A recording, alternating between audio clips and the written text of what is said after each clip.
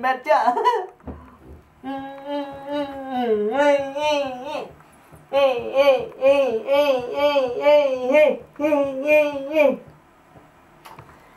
Nhớ những lúc nhìn con lấy và con cười.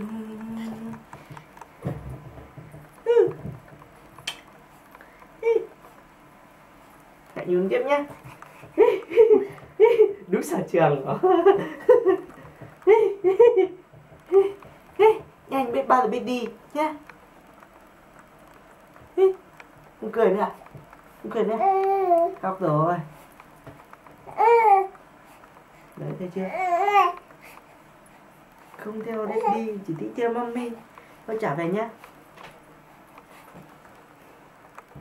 Trả về nhé. Để đi học bài hát tí để đi du nhé.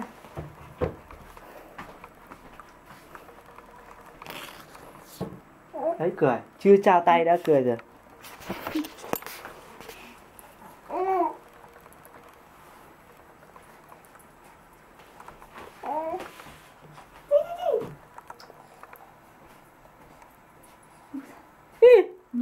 Muốn dám nát đùi mà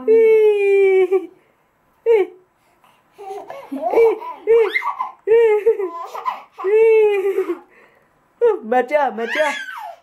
Mệt chưa? Ôi, nó cứ nhảy cả ngày nhọc lắm.